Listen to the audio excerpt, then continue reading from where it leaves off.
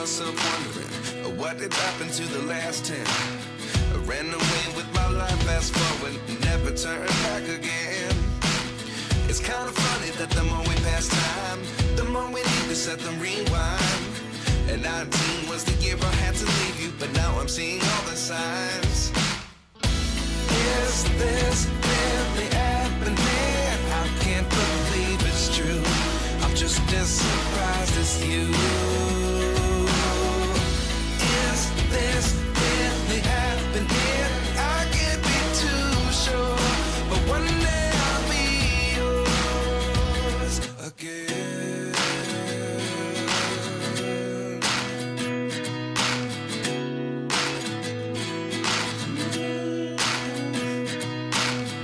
Life lessons come one in a dozen. The other 11 get something from nothing.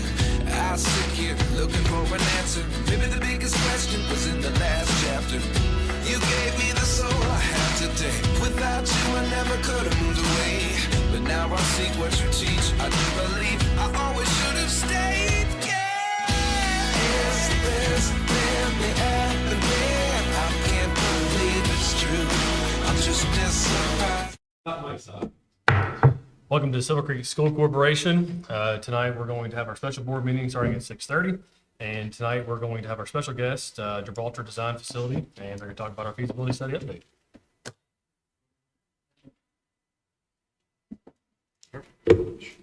Copy larger, easier to see. Well, I guess not, it's not on there. Thank you.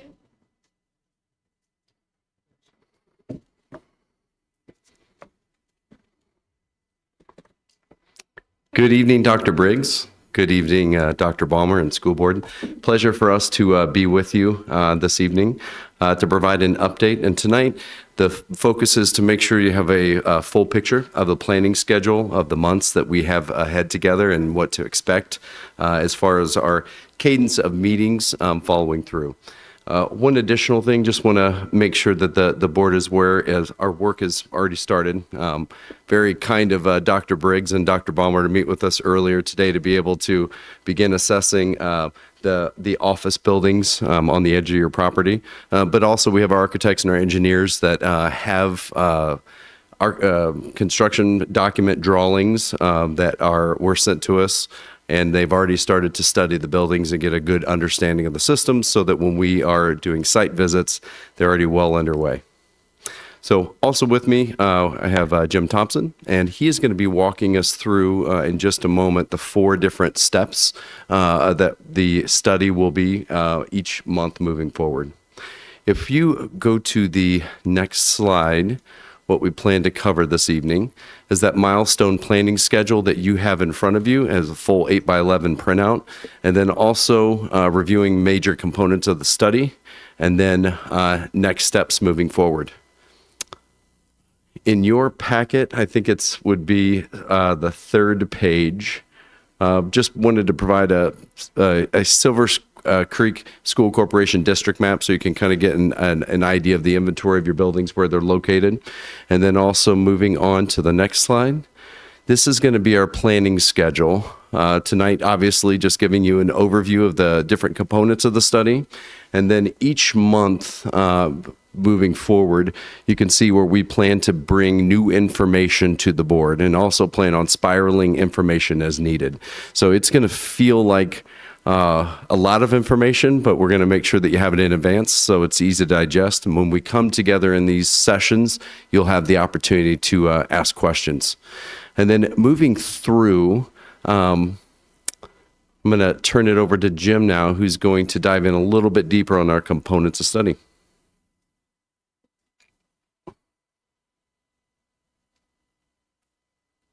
Thank you, Chris, and members of the school board administration and guests that are here.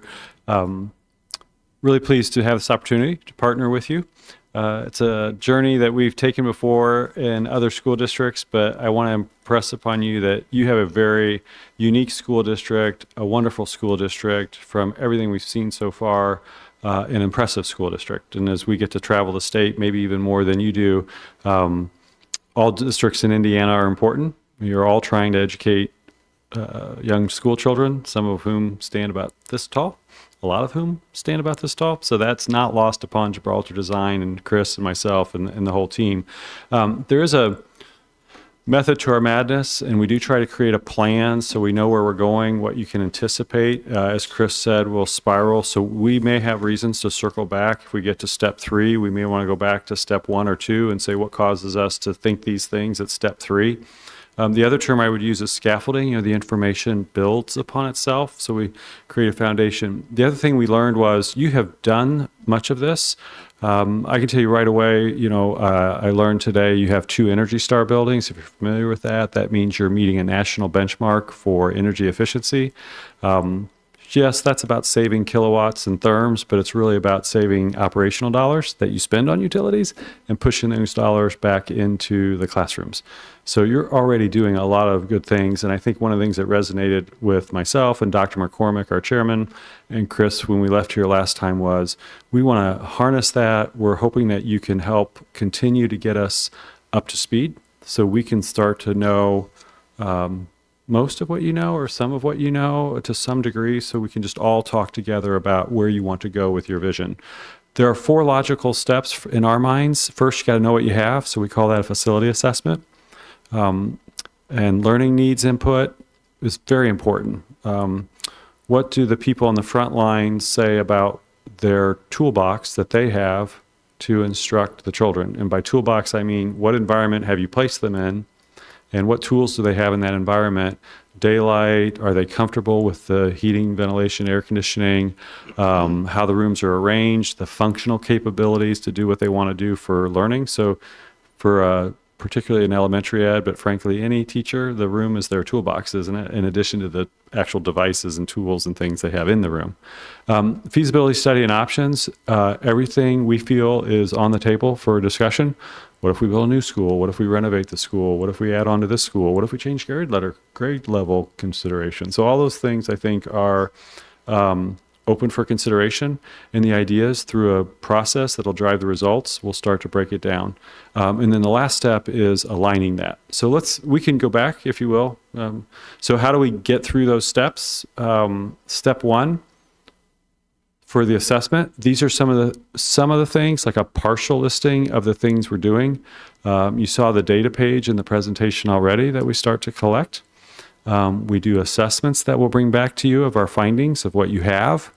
And then we start to address, well, what would we do about those things and when would we do them? Like, how are these things very important and need to be addressed, or are they just things you want to be aware of?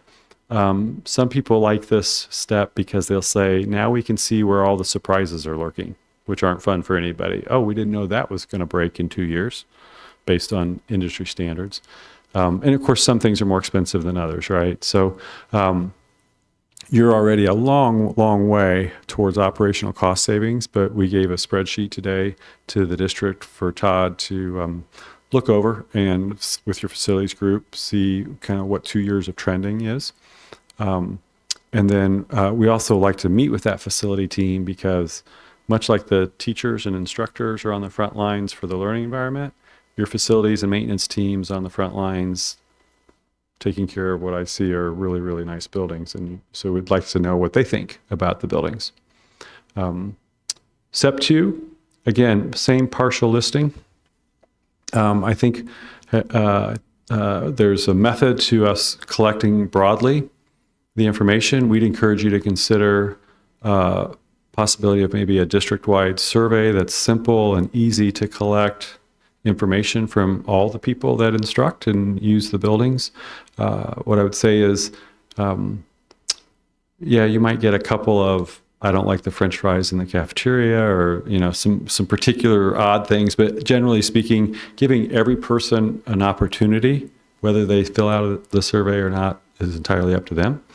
But that's something we'll do at this step. And then we're very intentional about walkthroughs with the school principal for what they are seeing. We're intentional about looking at survey data. And then we want to come back to you and say, here are some of the findings. Like, here are some big rocks for instruction that we want to try and move, whether it's a technology item or it's we don't have enough space to do this and we'd really like. I see right now you're doing STEM and robotics here in this space, which may be perfect because it's a competition and you want to show that off amongst the other peers. But that also could mean something different, like there's not enough room in a traditional classroom to set this up. And so this is the only space you can teach that type of instruction in. And that's right behind you, right? Because you see the footprint of the robotics stuff. So it's bigger than a normal classroom in an elementary or in a middle school. I'm going to hit pause. We got 2 more steps, but do you feel like you're comfortable so far with the assessment? And you could think of learning needs input as an assessment of the learning needs, right? Not how the teachers are instructing, but how have we equipped them with spaces to do what they need to do? So let's go to the next 2. So in this next step, I term this feasibility study and options. So I've been planning and designing schools for over 30 years in my career. And when I first started, actually the state of Indiana would require a school district to submit to the Department of Education a feasibility study that showed you looked at what you were going to do before you did the project. And so I like that study, that term feasibility study. You could think of it as, hey, I've got these ideas. I want to do this and I want to do this to the building. Is it possible? Well, another word for possible is feasible. Is it feasible to do that? So we study it. We align the learning needs and the facility needs, which you'll be answering anyway at a project hearing. We need to do this for learning. So the feasibility study then vets out, and this is our best option. And you're doing this like at a project hearing whenever you decide you want to embark on improvements. So this is the fundamental basis for which is the best option. Why is it the best option in terms of like capacities, programming, future growth. Sometimes there's some research involved, other districts, what are they doing to solve these needs? And you try and put them together in options. You try and jettison options that aren't viable, and they might not be viable because it's just not a right fit for what's good in Silver Creek schools. It also might be involving money. It might involve anything that under the board's purview that you determine isn't aligned with the district. So you get rid of those options. And I like to say eventually, like what happens is the right answers will reveal themselves. We go through step 1, we go through step 2, preconceived notions get validated, ideas get validated or not, and then the right answers start to present themselves. So then when we go to the last step, if we go to the next slide, step 4, this admittedly gets a little harder because there is money involved. But we feel like if you have a strong basis for what you need to do, and maybe you hold on to a couple of options, we think we can afford this. We'd really like to be able to afford to do this. And you think about that and you process that and you look at other factors. But basically what we're doing then is trying to align needs with budget. So we look at options, financial updates, you're probably familiar with, in terms of debt service and tax rates and all the things that are under the board's purview for financial stewardship and what you're trying to do. And then, again, identify the best options. At that point, sometimes the community's involved. You get a presentation that says, here's what we think we'd like to do, and maybe you have some town hall type discussions. That's coming in for a landing, if that helps. And usually it happens, for us, we strongly recommend this be done before you jump into any kind of project hearing and start doing a project. So you have all of this data, all this information. So if we go to the next slide, kind of next steps, these are some of the more immediate steps. So we're going to continue to gather information, make our site visits, and then there are some interim recurring meetings before March 12th. And then on March 12th, we'd like to present to you some findings on your existing buildings, that first step, assessments of facilities. The other thing I would mention is for anyone listening, greetings. We're very happy to embark on this. I believe the district has made a commitment to make this information eventually available on, say, like a drop-down menu. So this very presentation is available. We have come to know this district in the short couple of months, but what we've seen is this district is very transparent. wants to be very open about information and allow anyone who is a member of the Silver Creek School Corporation's community, defined by your boundaries, anyone that wants to review information. So the idea is that these meetings will continue to be posted with this presentation so that you can catch up if you fell behind. If you went to Florida for a month, you can come back and see what you missed. But that's the goal, is to build this information, not just for the school board, as we mentioned, but for anyone who would want to look online and go to the school's website and get that information. Tried to be brief, but is there any questions or anything else you'd like us to ask as we continue to move forward?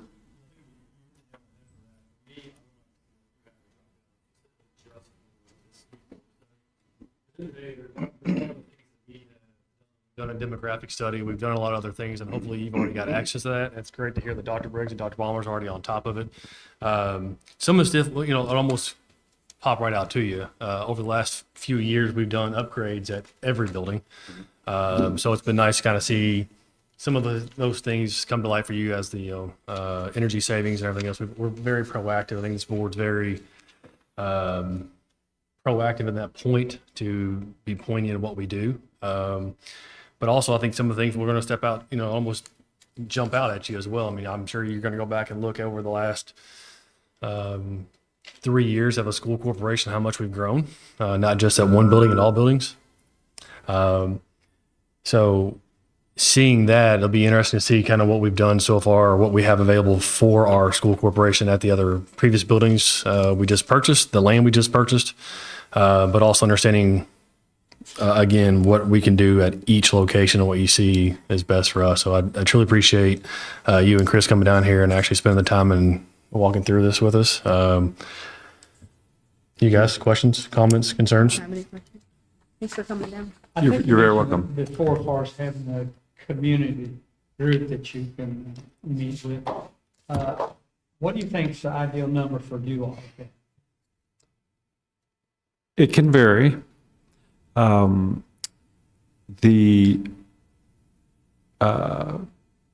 think a number, if you're talking about number of people,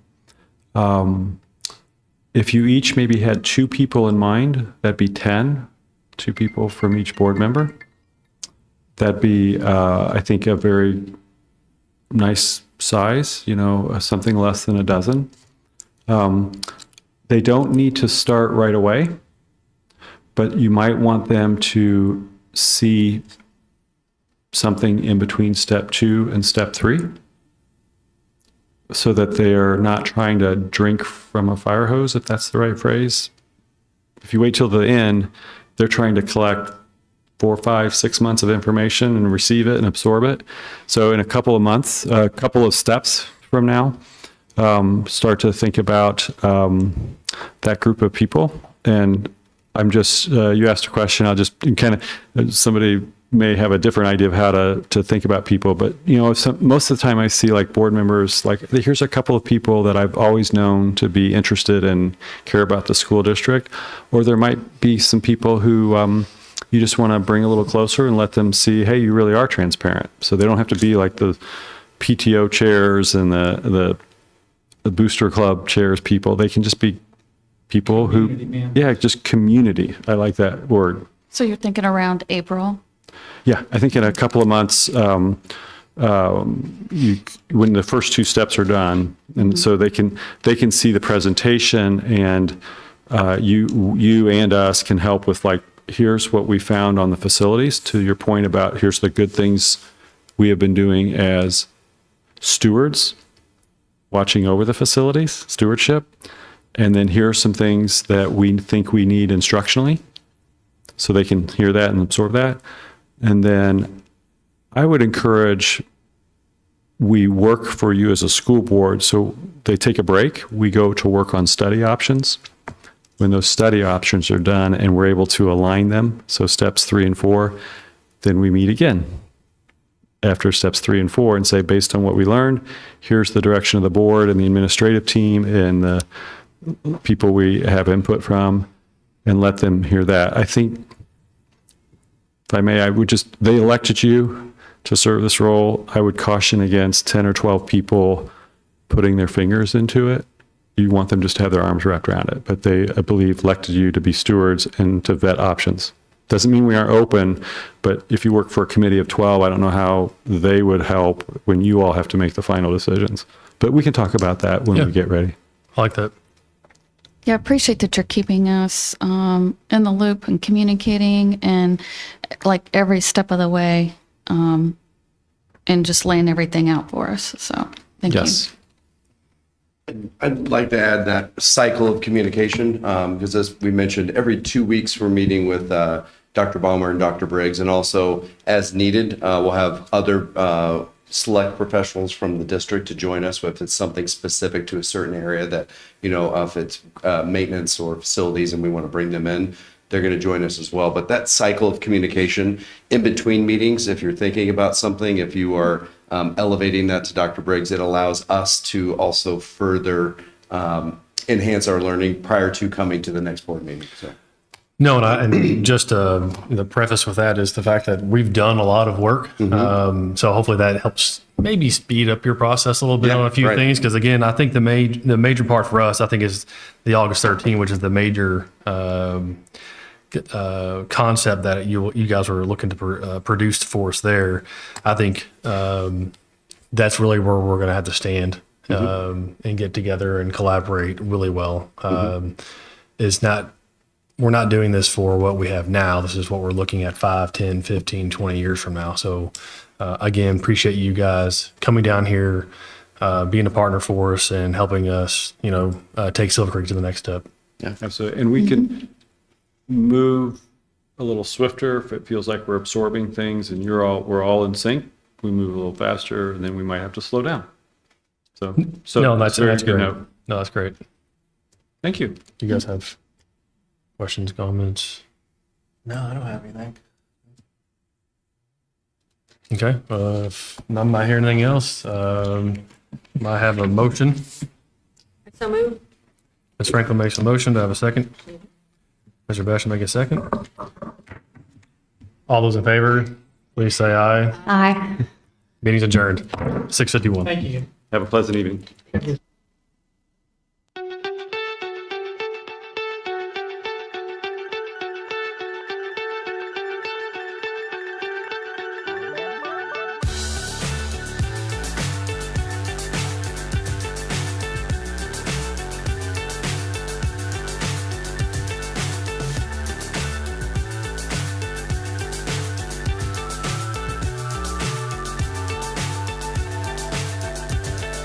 Fly so high, I'm hypnotized. What's up is down, what's left is right. Chasing stars and holding you.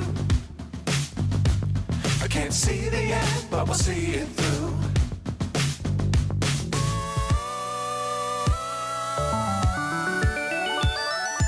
Flying, get on board. We're soaring on top of the world.